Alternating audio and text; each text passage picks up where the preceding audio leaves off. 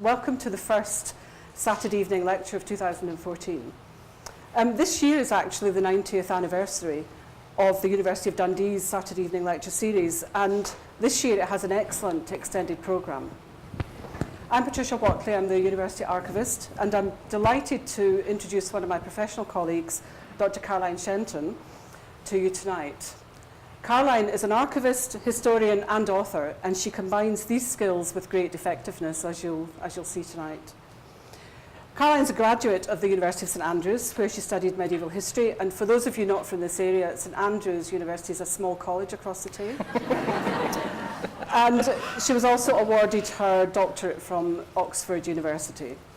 After that, she graduated from UCL with a professional master's degree in archives administration.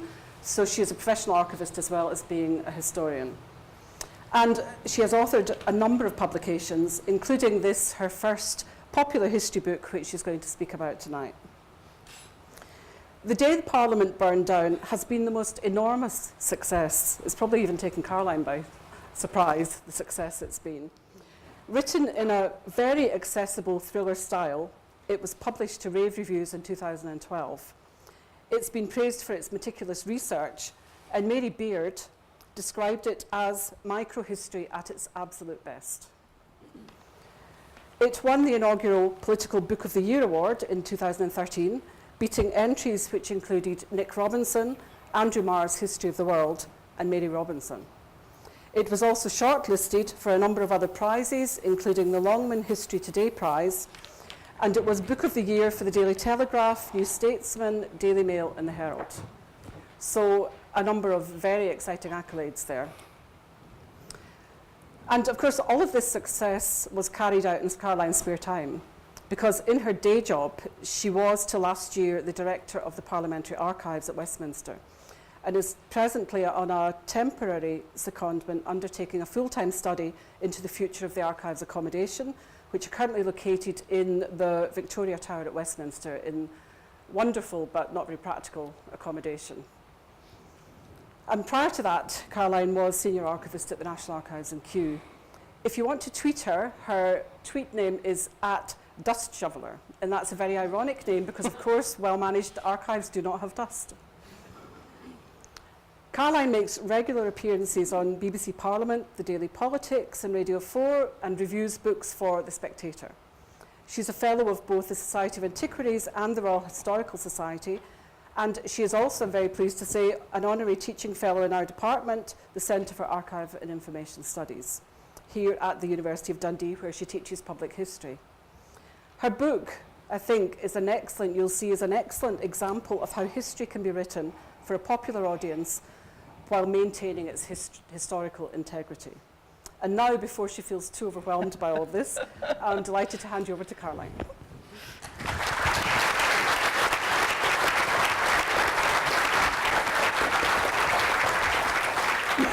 Well, thank you very much, Pat, for that very flattering introduction, and hello, everybody. Thank you very much for coming out on such a filthy evening, but hopefully the topic this evening will warm you up if you got chilled while you were outside. So, the day Parliament burned down, the 16th of October 1834, was, for contemporaries, one of the most staggering events of their lives. It was something that they never forgot. To them, it was like the death of the Princess Diana in our own times, or the death of JFK, and its repercussions continued right through the 19th century and into the early 20th century. Yet today, for us, it's a largely forgotten event. And I think that's because the famous Palace of Westminster that is there today, the new Houses of Parliament built by Charles Barry and Augustus Pugin, have become so famous, so iconic the world over, that really they've obliterated from our memory what was there before. But in fact, there'd been a Palace of Westminster on site there, beside the Thames, for 700 years at the time of the fire in 1834. And it played host to some of the great set pieces of British and English history. And so it's an event worth remembering. So that's what I'm going to talk to you about this evening. But before we begin, I'm just going to give you a little bit of orientation for those of you who perhaps aren't quite so sure about where the Palace of Westminster actually is. So here we go. The Houses of Parliament today, very familiar sight. Many people think of the Thames running from west to east through London, which is generally true, but at Westminster, it's actually running south to north. So this is the southern end of the palace here with the Victoria Tower, as viewed from the riverside, and the northern end with Big Ben, the clock tower, at that right-hand end. So that's just to give you a little bit of orientation. This is the eastern view. This becomes important later when we look at views of the fire later in the presentation. So, on the land side, at the southern end of the palace today, is the Victoria Tower. So this, as Pat says, is where today we hold the records of Parliament. It was purpose-built as an archive repository for Parliament at Westminster. But in 1834, it looked rather different. The view across Old Palace Yard, as it's called, looked like this. So a much smaller building, probably came up to maybe just about halfway along here, a much reduced building. And what you can see here is, first of all, the frontage of the House of Lords, this part here. And that was thought to be, at the time, one of the ugliest buildings in London. It was built by James Wyatt at the end of the 18th century, and it was designed to make what by then had become a very higgledy-piggledy, chaotic set of medieval and early modern buildings into a much more regular facade. He was trying to make the whole palace on the land side and the riverside look like a country gentleman's residence. And so he put in all these crenellations and so on. But it was very unpopular with MPs at the time. They called it the cotton mill. The press was less flattering. They called it the gentleman's lavatory. So it hadn't gone down at all well, this new frontage. But behind there was really a set of chaotic, crumbling buildings that had been altered over the centuries. No fire breaks, loads of corridors, staircases, nobody knew where they led to. It was really an accident waiting to happen. At this end here, this is the royal entrance into the palace. This was built by John Soane in the 1820s to provide a ceremonial route for state opening when George IV and William IV came to open Parliament. This block here is part of the House of Commons. Actually houses committee rooms in the middle floor, and at the top floor there's Bellamy's chop house and refreshment rooms. So this is where you could get the best claret and chop in London. And just peeping through here at the top is the southern gable end of Westminster Hall. And the reason I'm going into this view in some detail for you is that, again, we're going to come back to it during the story of the fire, and you'll see it ablaze. So just to orientate you a little bit there. The northern end of the palace today looks like this, very well known with Big Ben. This is New Palace Yard. But in 1834, it looked slightly different. Today you can see Westminster Hall here with the two square towers on either side. In 1834, it looked like this. You can still see Westminster Hall with the two square towers there, but the surroundings are very, very different. So what's different? First of all, there's this block here, which is the law courts. The Palace of Westminster wasn't only the main London residence of the monarch for many centuries. It was also the location of the law courts for many centuries. Originally, they'd been based in Westminster Hall since the beginning of the 13th century. But in the 1820s, John Soane again came to Westminster and developed this new block on the front to house the law courts. So after many centuries, legal proceedings came out of the body of Westminster Hall and were held in this new block. And this block here, these red-roofed buildings, are the Exchequer, the medieval and early modern department, finance department of the state. and they play an important part in our story as well. So there were government departments on site at the Palace of Westminster, as well as the law courts, and as well as it being the home of Parliament.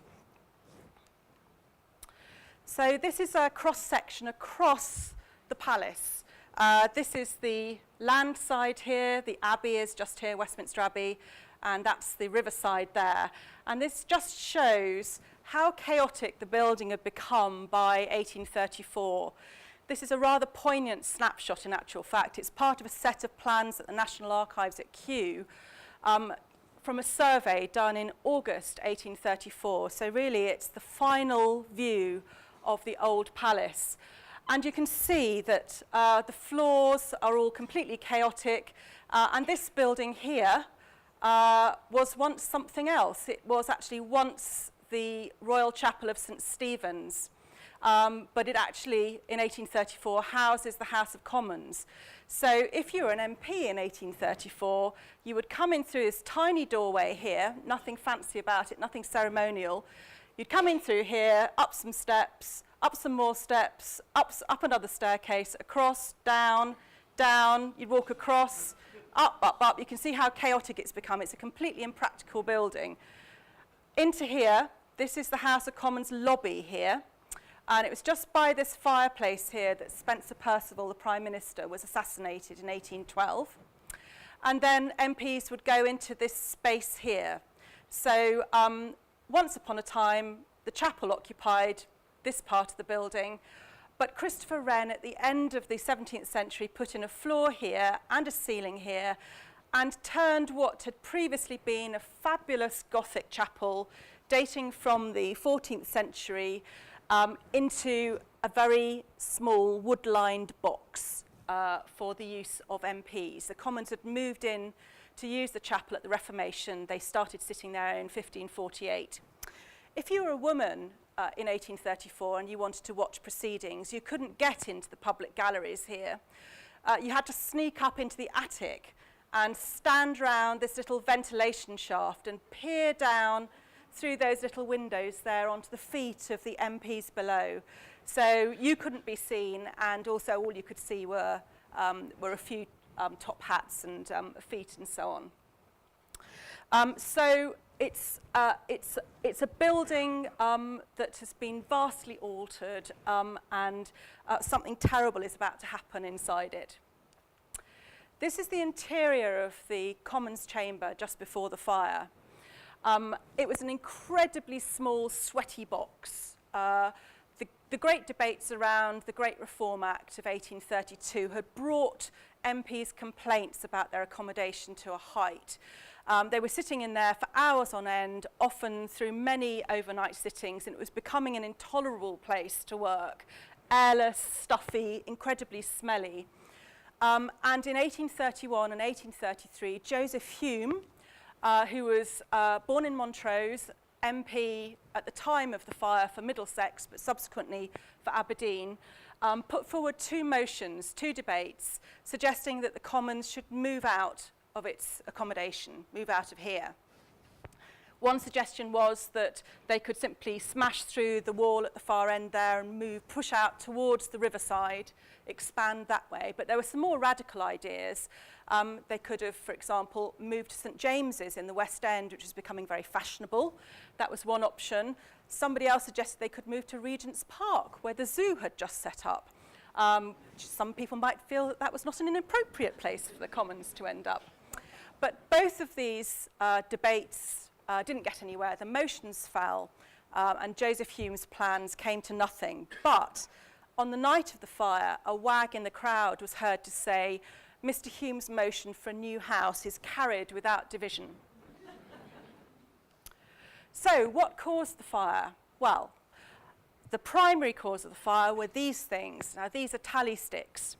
And here's one I prepared earlier, which I'm going to hand round. So if I hand it round, can you please promise to bring it back to me at the very end? Please pass it along. So what's a tally stick? I mentioned the Rebecca, those red-roofed buildings in that view across New Palace Yard. Tally sticks were a form of medieval receipt. if you were a sheriff in the Middle Ages and you were told by the king to go off and collect taxes in your county, you would turn up at the Exchequer twice a year, once at Michaelmas and once at Easter, and you would hand over the bag of money that you'd collected. And the Exchequer would take the bag of money, and the tally cutter in the Exchequer would cut you a tally stick. So it's a wooden stick, about 6 inches long, and it's got notches on the end here. And the notches indicate the sum of money paid in. So there's a little hole for a halfpenny, a tiny slice for a penny, then a bigger slice for a shilling, bigger slice for £1, then £10, £100, £1,000, and so on. And the tally cutter writes the amount of money on the side, as well as the name of the sheriff paying in the money, makes sure that the notches are correct, and then with a chisel and a mallet, slices the stick vertically into two through the notches, gives one half to the sheriff to take away, and keeps one half at the Exchequer. And the idea is it's not possible then for the sheriff to come back in 6 months' time and say, I paid in £5 more than you said I did, because all the tally cutter needs to do is to take his part of the tally and match it up, or tally it up, which is where we get the phrase from, tally it up with the sheriff's half, show that the notches match exactly, and therefore the original sum is correct.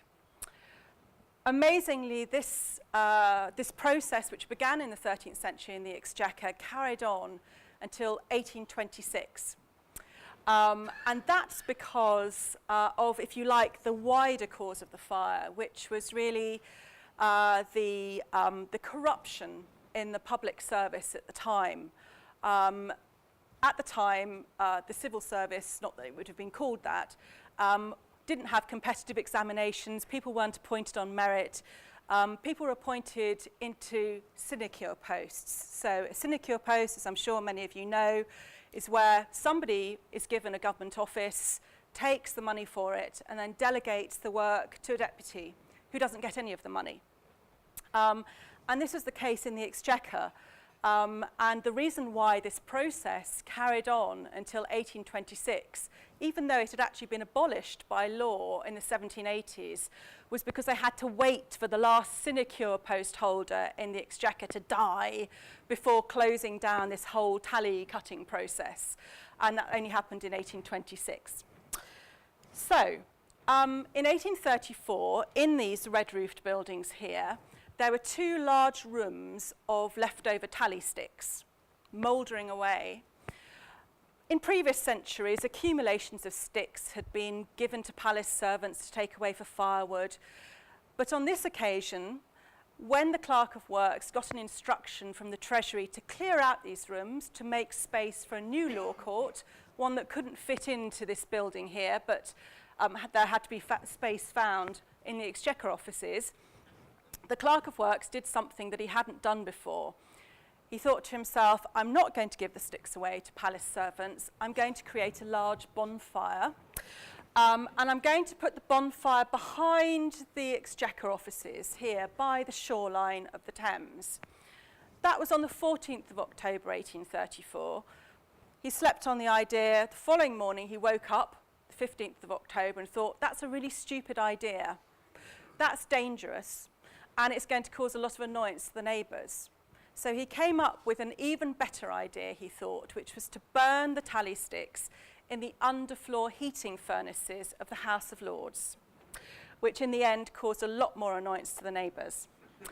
So on the morning of the 16th of October, as dawn broke, 2 labourers from the Office of Works, which looked after the Palace of Westminster, started burning the tally sticks, 2 huge cartloads of them in the underfloor furnaces of the House of Lords. Now, here is the House of Lords chamber as it was at the time of the fire. The furnaces underneath are actually on the ground floor. This is a first floor room. The furnaces have flues that run up underneath the floor and up around the walls, and then they exhaust through chimneys in the roof. And the furnaces are an underfloor heating system for the Lord's chamber. So the labourers pile on the sticks from dawn onwards. And at the public inquiry that followed the fire, they swore blind that they were very, very conscientious. They only put on a few sticks at a time. There was only a couple of inches of flame. They damped down the sticks before putting them into the mouth of the furnace, and they kept scraping out the hot ash very conscientiously.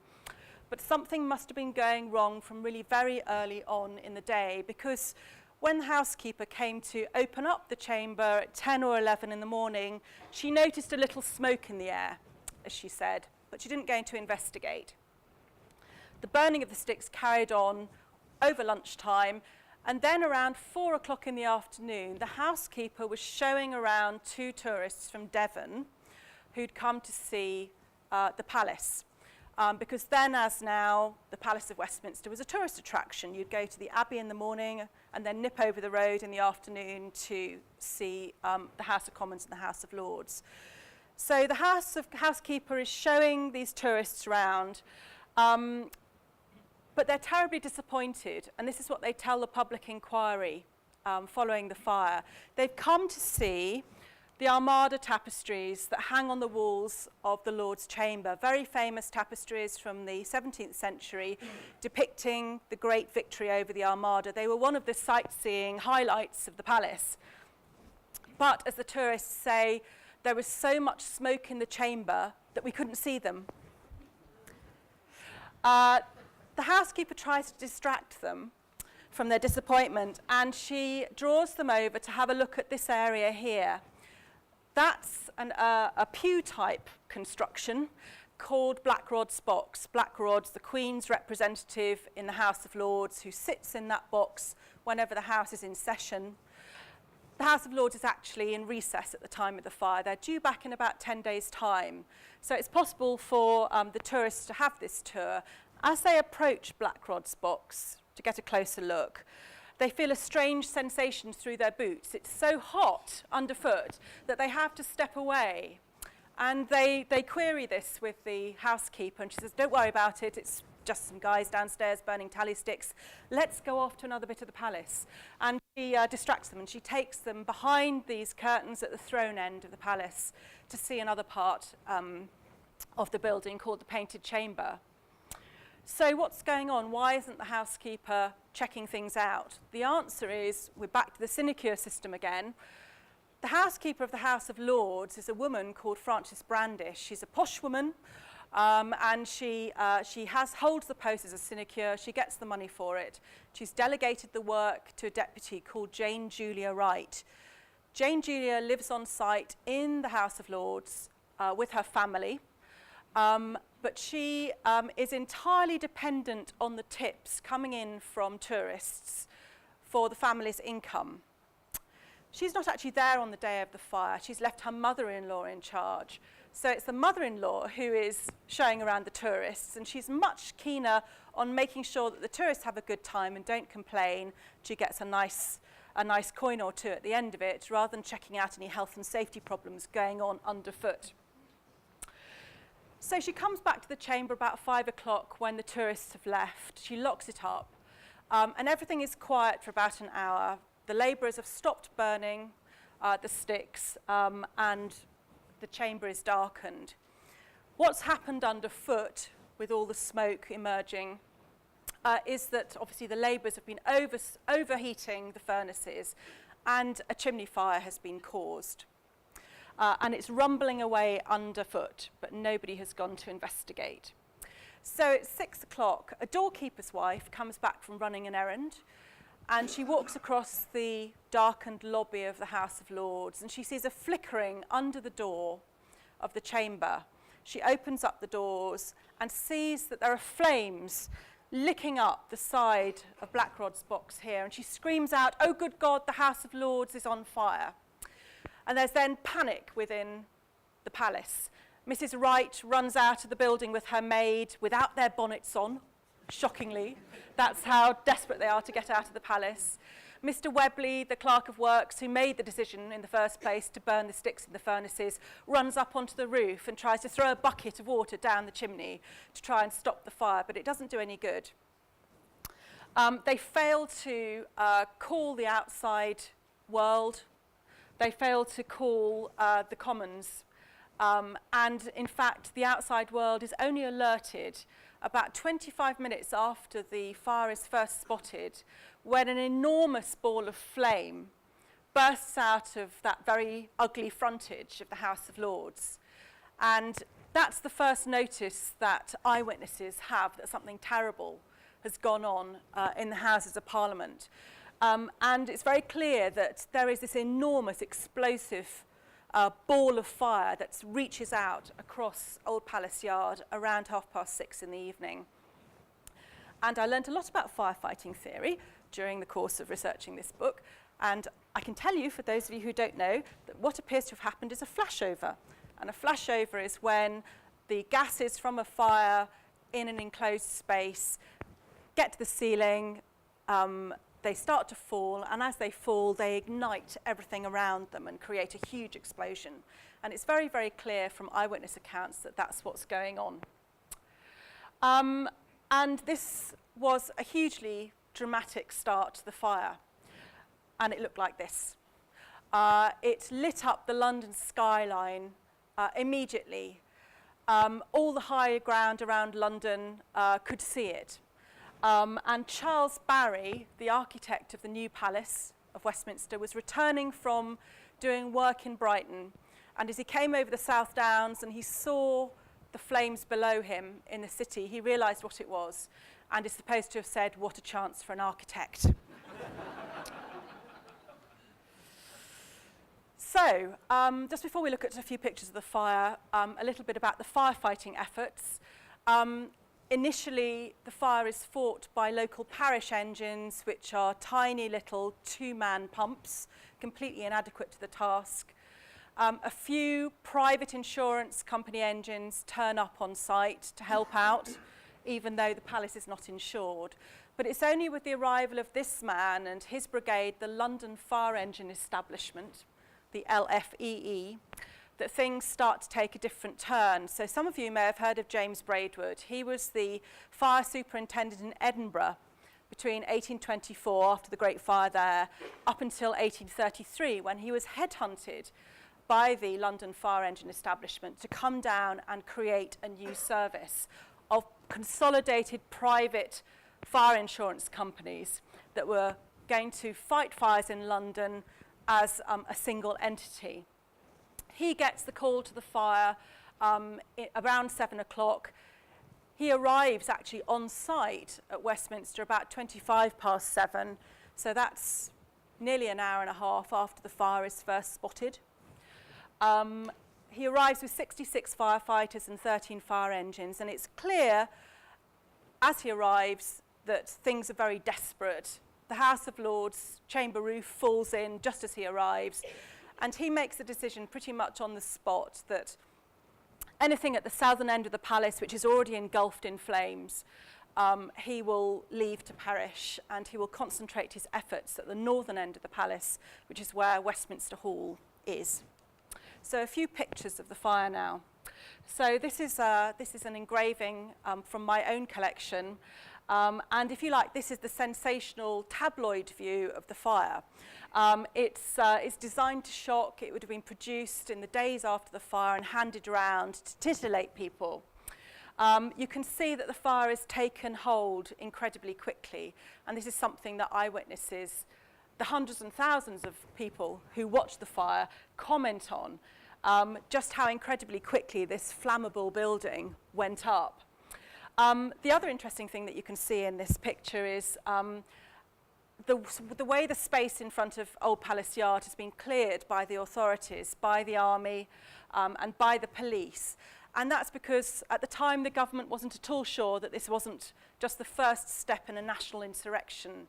There'd been a lot of unrest in the country around the passage of the Poor Law Amendment Act and the Great Reform Act. There was a lot of agrarian unrest in the form of the Captain Swing riots in the early 1830s. And of course, there'd just been a revolution in France as well. So with all of this on their minds, the authorities were worried that maybe this was something bigger than just a simple fire of Parliament. So the authorities were out in force.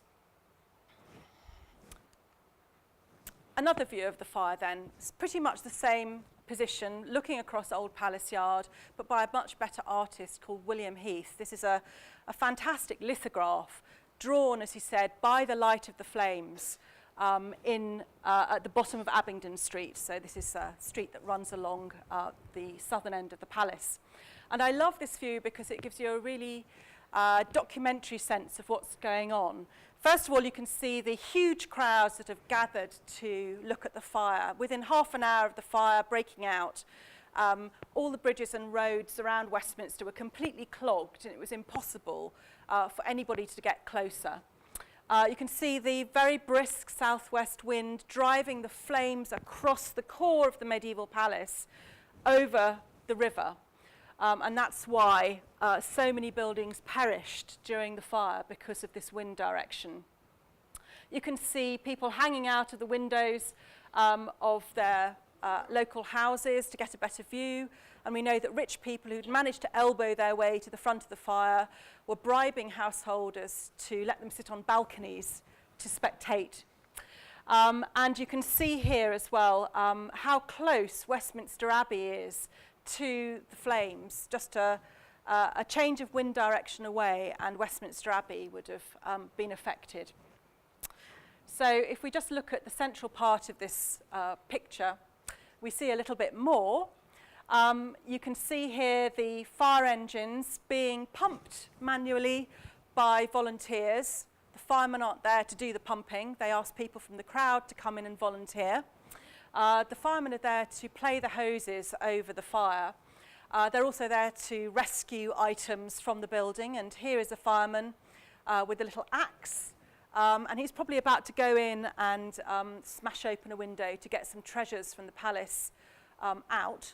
And when you watch, if you watch Prime Minister's Question Time from the House of Commons and you see the big silver mace lying on the table of the House whenever that's going on, the maces of the House of Commons were saved on the night of the fire by firemen and a couple of solicitors doing just that, going up to the 4th floor of the palace on ladders and smashing open the windows and pulling these things out.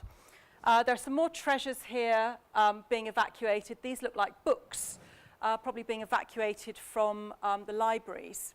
And really this is how I became interested in the fire in the first place. When I arrived at the Parliamentary archives in 1999, one of the first things I had to learn when dealing with the public in our search room was that nearly all of the records of the House of Commons before 1834 were destroyed in this enormous blaze. We still get people coming in today wanting to see documents that we know were laid before the table of the House in previous centuries, and they just don't exist. They were all destroyed in this fire. The Lords' records survived happily, including all the Acts of Parliament and great treasures like Charles I's death warrant, but the Commons records perished. And so I started to become fascinated by this fire. I couldn't find out anything about it. I found the report of the public inquiry, and I looked at some newspaper accounts, and then every so often I would come across another snippet from somebody's correspondence or a contemporary diary, and I'd stick it in a drawer. And then after about 8 years, I had an overflowing drawer, and I thought I really ought to do something about this, and I wrote the book as a result. So that's how the book came about. And then finally on this picture, there's this figure here. I don't know if you can see what that is. Somebody saying a dog? Yes, thank you. Oh, sorry. It's this dog. Chance, the celebrity Firedog mascot of the London fire engine establishment. So Chance, if he'd been around today, would be on the front cover of Hello magazine every other week. He was a really well-known character in London at the time of the fire. He was originally a weaver's dog from Spitalfields. Spitalfields in the East End of London, where silk weaving went on at the time of the fire. But he was adopted by the firemen because he kept turning up to blazes, barking, making a nuisance of himself.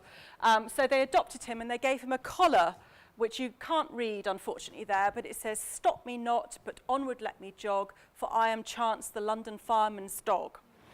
And he was there on the night of the fire, and we know that because Charles Dickens mentions him in a Parliamentary sketch. Now, at the time of the fire, Dickens wasn't yet a novelist. He was a Parliamentary journalist.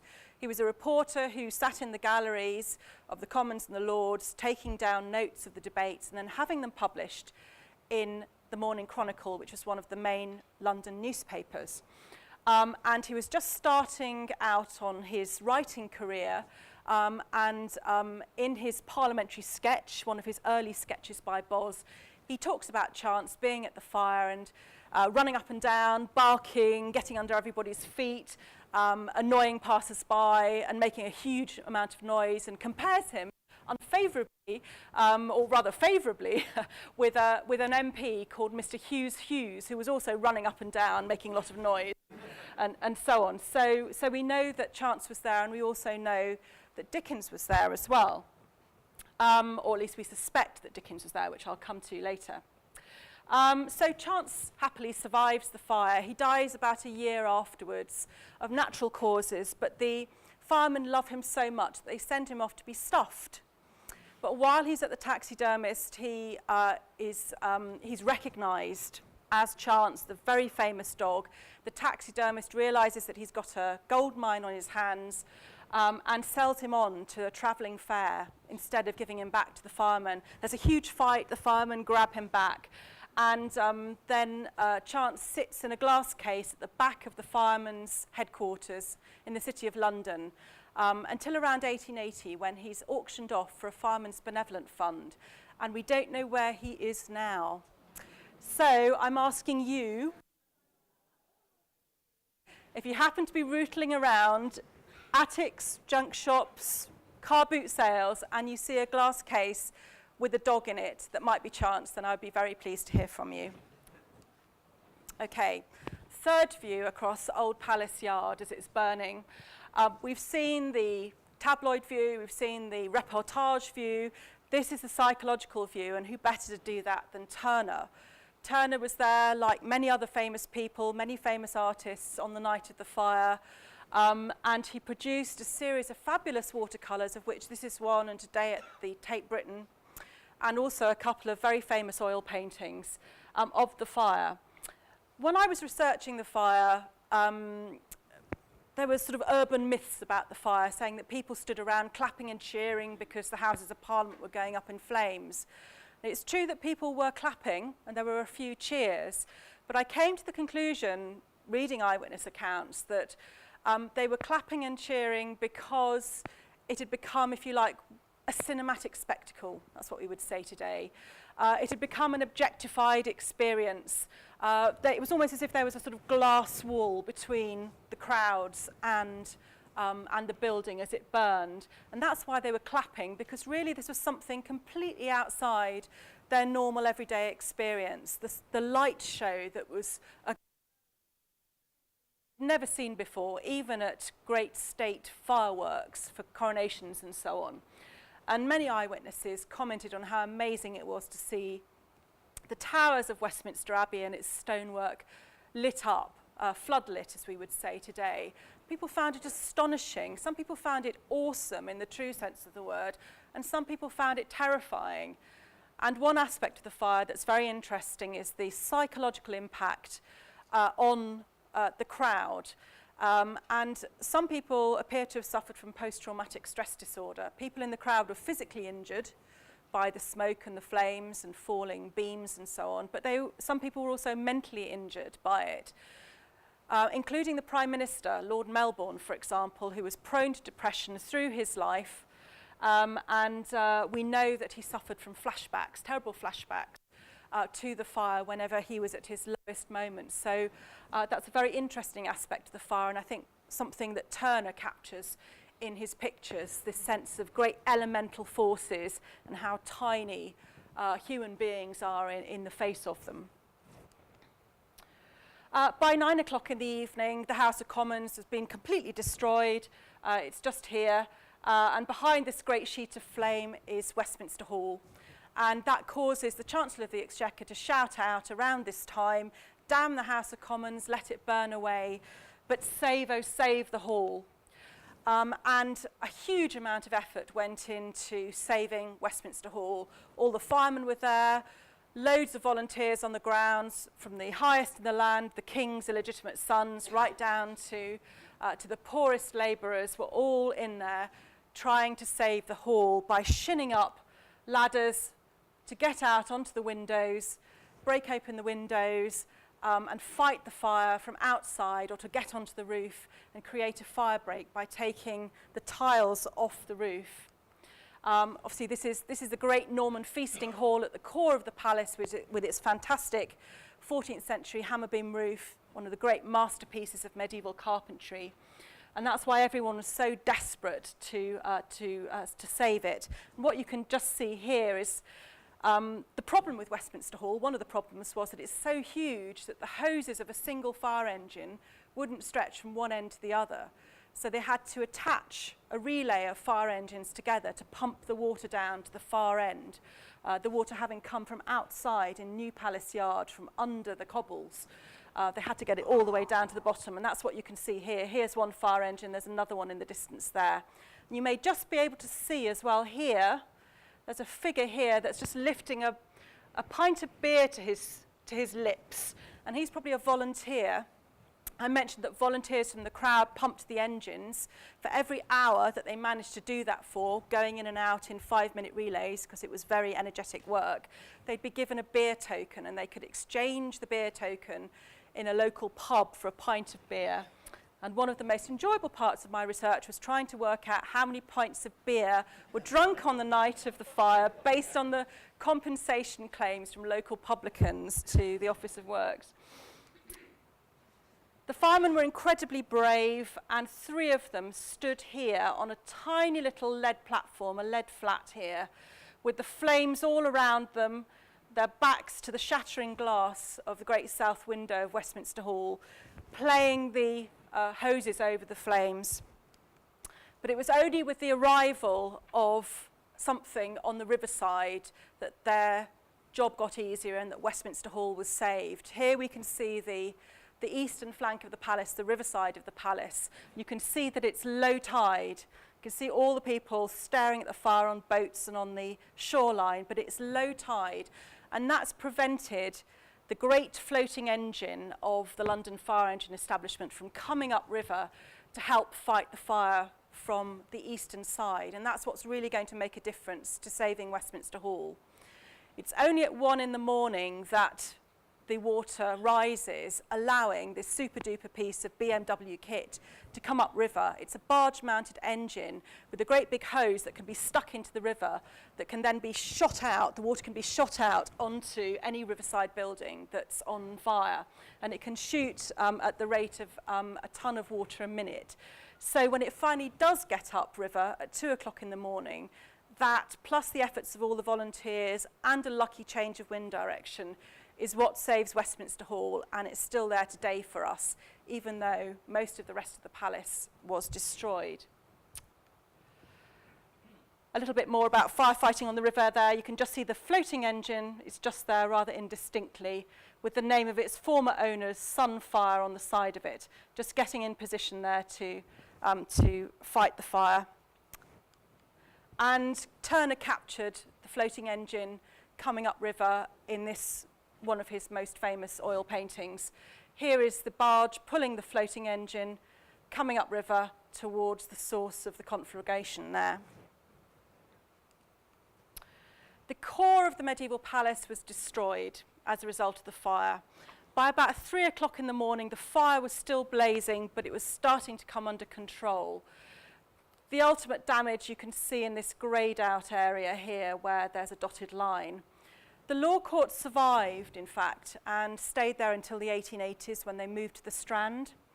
And parts of the palace here survived as well, including the Lord's Library, which is why some of the Lord's records were saved as well, and other Lord's records were stored across the road in the Jewel Tower, which is another part of the old palace.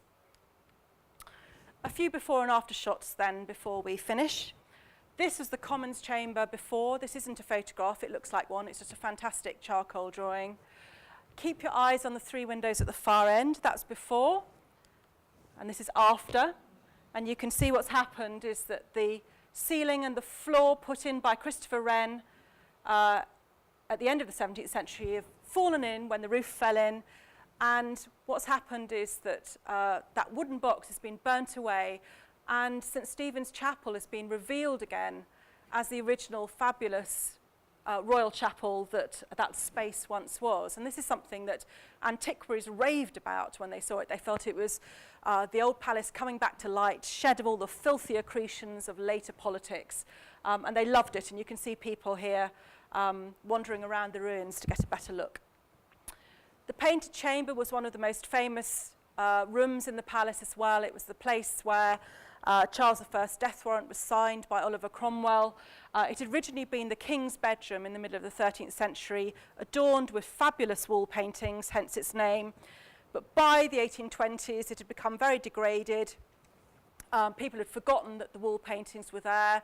They were starting to be rediscovered, as you can see here on this watercolour. Fabulous, huge monumental wall paintings of the vices and virtues in the windows, and there was more painting under this whitewash. But that's what it was like just before the fire. Again, if you keep your eyes on the 3 windows at the far end, that's before. This is after. Again, the roof's fallen in. Any paintings that had survived under that whitewash are all destroyed. But in fact, you can see that this building, this very sturdy ancient medieval building, has got very thick walls. And in fact, they were found to be sturdy enough to take a roof. The space was redecorated, and this became the temporary House of Lords from the period between the fire until the new House of Lords opened in 1847. Oops, sorry. This is a view across the rooftops. After the fire, you can see the devastation of St Stephen's Chapel, the old House of Commons, and its associated cloister. Half of that was destroyed, but half survived, and it's still there inside the core of the Houses of Parliament today. You can see a little fire crew there still pumping away, pumping down the embers of the fire, and the fire crews stayed for a week afterwards as flames kept bursting out all over the building. The morning after, this very quick charcoal sketch was done. It sort of looks vaguely okay in this picture, but actually what you need to bear in mind is that this is just a shell. There's nothing behind it. The windows are all blank and broken in. And these turrets here, as they cool, the stonework is collapsing onto the ground. And as a result, by about lunchtime on the 16th of October, a hoarding had started to be built in front of the palace to protect the public who were coming back in their hundreds of thousands to have a look. And I wonder if this chap here who's pulling planks of wood off this cart, if that isn't the start of the hoarding going up. This must have been sketched very early on in the morning. And that's just a closer look at that frontage, that ugly frontage, the cotton mill frontage by Wyatt, which has collapsed. It's completely collapsed here, revealing behind it the ancient walls of the House of Lords chamber. Again, a medieval building, but again, found to be sturdy enough to be able to support a roof, and that became the temporary House of Commons between the fire and 1852 when they moved in to their new accommodation. A view across the riverfront, just a quick one, to show you partly why the Commons records were destroyed. This was the House of Commons library next to the Painted Chamber. You can see the whole of it's just collapsed in on itself, built by John Soane in the 1820s. Didn't last really for more than 10 years. And I suspect that that is where a lot of the Commons records were actually stored at the time of the fire. Sorry. Salvage operations happened very quickly after the fire. Amazingly, as far as we know, nobody died in the fire. Plenty of people were injured, but nobody is actually said to have died. But plenty of people did die during salvage operations. They fell off walls, walls fell on them. They strangled themselves on ropes, they fell into holes and so on. But here's somebody who hasn't yet come to a sticky end. He's just having a pipe there in between work on knocking down this amazing medieval doorway. And then rising from the ashes. This is a corner of a much bigger panorama sketched from a balloon, probably in the late 1840s. The site of the old palace here, the remnants of the old palace, nestling in Old Palace Yard as the new palace and the Victoria Tower grows up around it. The perspective is a bit odd on this. I think it's been exaggerated a bit. It's made Westminster Abbey look like Cologne Cathedral, which it doesn't look like. But and this I don't think the old palace was quite as small as this in relation to the new palace. But it's a very poignant final farewell to this amazing forgotten building. So, out of the fire, what came out of the fire? Well, obviously, the new Palace of Westminster, designed as the result of a government competition, an anonymous competition which any member of the public could enter, which Charles Barry won with help and a large number of sketches from Augustus Pugin. Also, a number of other things came out of the fire which are not so well known. The London Fire Engine Establishment was a private consolidated brigade for London. Directly out of this fire came the public London Fire Brigade. The first calls for a public London Fire Brigade started in the papers really pretty much the morning after the fire. It was thought to be ridiculous that huge, great public monuments and buildings like this would have been sacrificed had there been a call from an insured property on the night that had led the LFEE to have to go off and deal with another property. So the London Fire Brigade arose directly out of this fire. Also arising out of this fire were the National Archives of the United Kingdom. The Public Record Office came out of this fire. Because of the damage to both parliamentary records and public records, which are on site as well, which I haven't had a chance to talk about this evening, an inquiry into the arrangements for record keeping occurred after the fire. The failing government department that was in charge of them at the time was closed down in disgrace. A royal commission was set up, and its report started, nobody can be in any doubt now of the danger to our public records from fire. And that led directly to the Public Records Act, which itself led to the building of the Public Record Office in Chancery Lane, now at Kew. So we have the National Archives of the UK coming out of the fire. Other things coming out of the fire, I mentioned Dickens. Dickens, at the very start of his career, it's not entirely clear whether he sent in copy to the Morning Chronicle related to the fire, or whether he simply used it in his later works. Obviously, we know that fire plays an important part in a number of his novels, in terms of their denouement, things like Bleak House and Great Expectations. But in particular, I'd like to point you towards a major fire scene in Oliver Twist.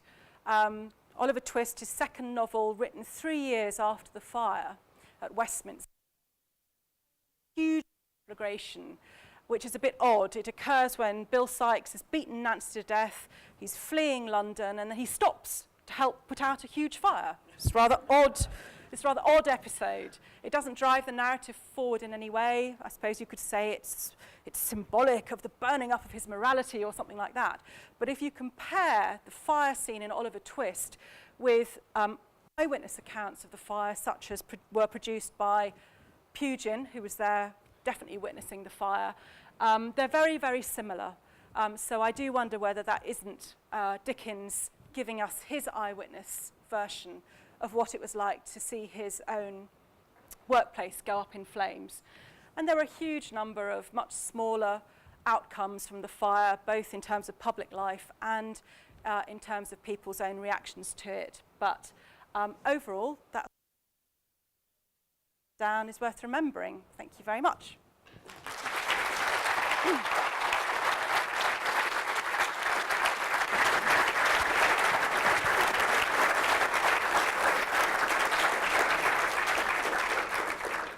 Well, thank you very much, Caroline. That was really interesting, fascinating. We have about 10 minutes for questions, and then maybe there won't be enough time for everyone to ask a question who wants to, but Caroline will be available to sign books afterwards, so you can have a chat with her downstairs. So would anyone like to start? If you just wait for the microphone to get to you. Be brave. Okay.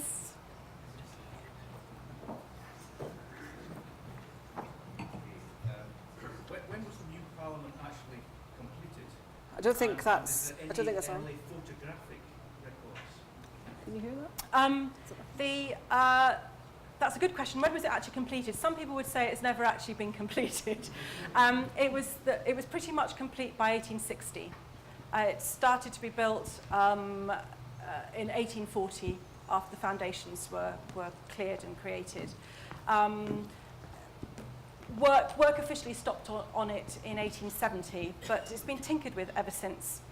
And early photographic evidence, I think the earliest photographs of the interior and the exterior really date from the 1870s.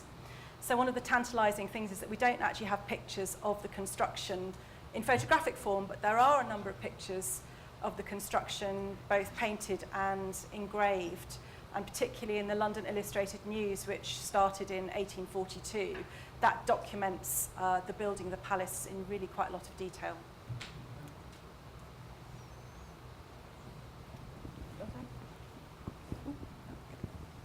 How did they decide which design was the winning design for the new Houses of Parliament, and did they keep any of the designs that didn't make it? How did they design? There was a panel of amateurs, amateur judges, which actually meant MPs, who fancied themselves as amateur architects. There were 4 of them, and they sat as a committee to consider 97 anonymous designs which were submitted. The designs were the winning design was chosen on both its aesthetic sort of appeal, but also the degree to which it had met the rules of the original competition. So one of the rules was, for example, that it should be in the Gothic or Elizabethan style, what we would say today perpendicular Gothic in terms of Elizabethan style. And so some of the competitors ruled themselves out by producing Grecian designs, for example. But Charles Barry's was universally thought to be the best. There was a huge row after this was announced, however, and because it was pretty much the first public architectural competition that had been run along these lines, the losing competitors didn't know how to behave, so they produced a petition complaining that Barry had won. They didn't say who else should have won, but they didn't want Barry to win. In terms of the losing designs, there are some at the V&A, and there are some at the National Archives at Kew, because it was a government-run competition.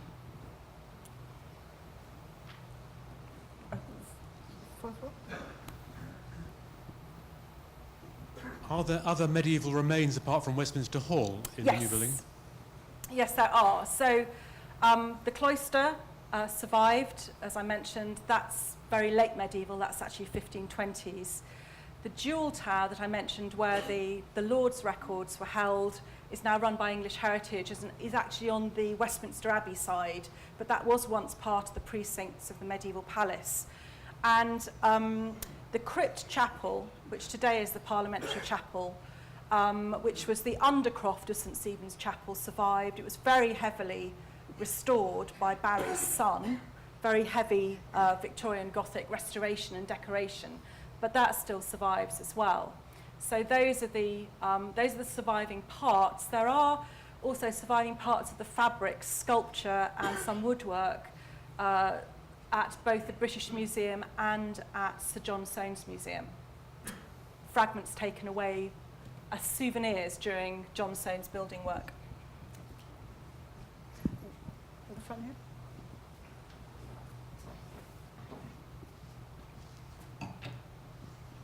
Do we know what happened to the 2 guys that were burning the tally stakes and the guy that told them to? Yes, I'd just like to say this is the worst records management disposal decision in the... There was a public inquiry that followed. They were found guilty of negligence and stupidity, one of the greatest instances of stupidity on record, as the Prime Minister called it. They don't appear to have been punished in any way, but they drop out of the record. We don't know what happened to the 2 labourers. But Richard Webley, who'd made that disastrous decision in the first place, astonishingly, was kept on at Westminster as the Clerk of Works, which I always think must have been incredibly embarrassing for him, because he was having to deal with the clearance of the site for the new building, having to deal with Barry and his office and all the quantity surveyors and all the rest of it. It must have been excruciating for him. They finally shuffled him off in about 1840, when he was sent to another royal palace, the Brighton Pavilion, which by then was very, very unfashionable. Victoria hated it, and it was like being cast into Siberian exile going down to Brighton. And then a few years after that, he was sacked for pilfering and selling metal, copper and lead from the stores on the black market. So he was sacked for that, but not for this ridiculous decision. Oh, there we go. But the Brighton one survived. Exactly. Didn't go up in fire. So, up in the middle of that row there.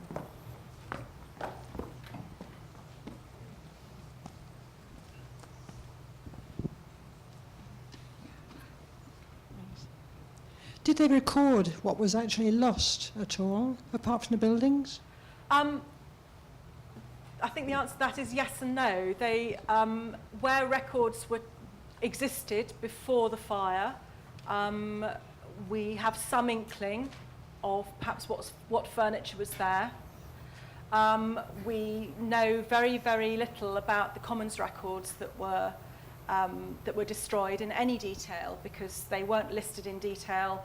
They were described in 1800 in a survey, which basically says 200,000 rolls, 15 boxes. You know, it's incredibly frustrating. And similarly, the artworks that were destroyed, some were saved, some perished in the fire. In some cases where engravings were done in the 18th century, which is a very fashionable thing to do, we have some record of what they were like. That's how we know what the Armada tapestries were like, because there was an 18th century plate book of engravings of them. And in fact, a few years ago, those engravings were used to reconstruct what the Armada tapestries would have been like, in order to create some paintings for the House of Lords, because the original intention in the new palace, when Prince Albert was in charge of the art scheme for the new palace, was to recreate the Armada tapestries in painted form, but they ran out of money.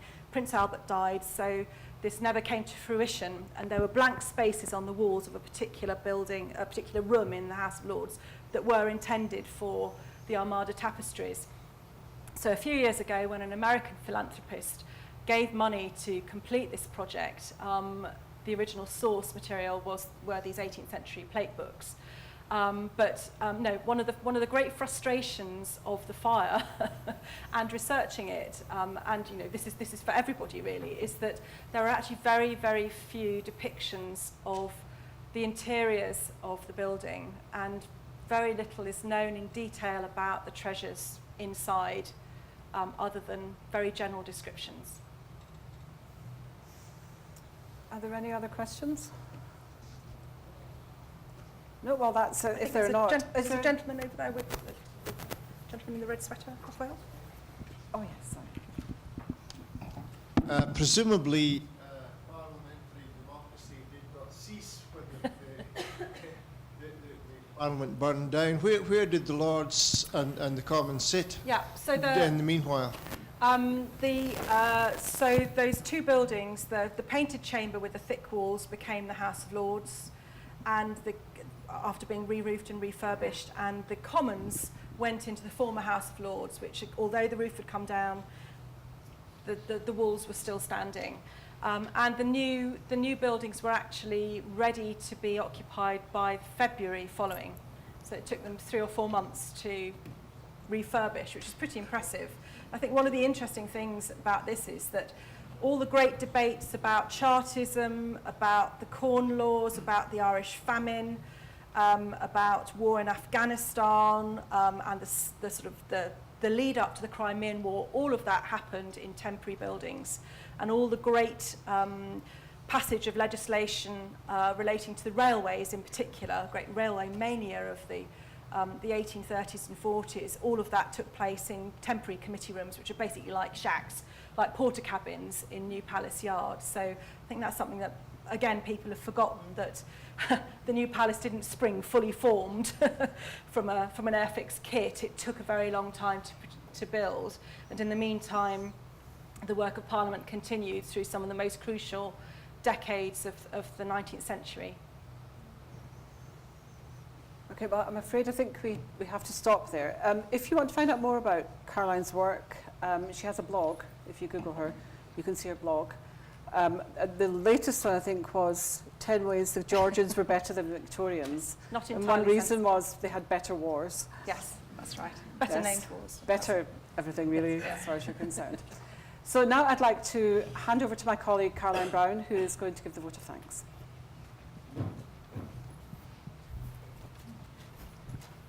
Well, what can I say? I was sitting there trying to think of adjectives to sum that up, but I was just concentrating so much and so engrossed, I haven't got very far. But I will say it was just fascinating and intelligent and compelling and entertaining. I think if you're like me, you'll have learnt such a lot in the past hour, whether it's trivial things like never trust underfloor heating or don't put your mother-in-law in charge of health and safety, to bigger things. And I think the main thing that struck me was how we can completely forget significant events. I mean, this was something that Caroline described had such a social, political, economic impact at the time. And it's just gone from our collective memory. I recognised the Turner paintings, and I had some vague idea of what was happening. But when Caroline said she was writing this book, my immediate thought that it was going to be about Guy Fawkes, because that's what I associate with fire and the Houses of Parliament and so on. So I'm absolutely delighted that Caroline decided to write this book, because I think these stories needed to be told again. And I'm delighted that Caroline, being an archivist, was able to use the archives.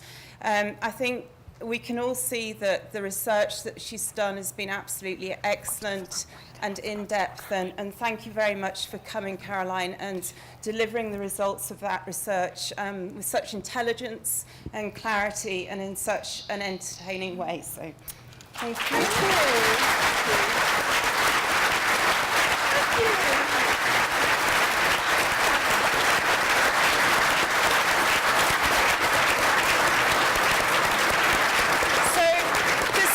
Final things to remind you. Caroline is going to be around. She'll be downstairs. I'm sure you'll all want to buy her book now, and she can even sign it for you. And if you've enjoyed this evening, don't forget this is part of a series of events that the university holds. The next one's on the 15th of February, and it's Dr. Kevin Fong talking about extreme life, death, and the limits of the human body. So I hope you can all make it to that. If you want to buy tickets for any of the events, they will be downstairs at reception. You can buy them tonight. So thank you, everyone, for coming, and thank you again to Caroline. Thank you. That was really good.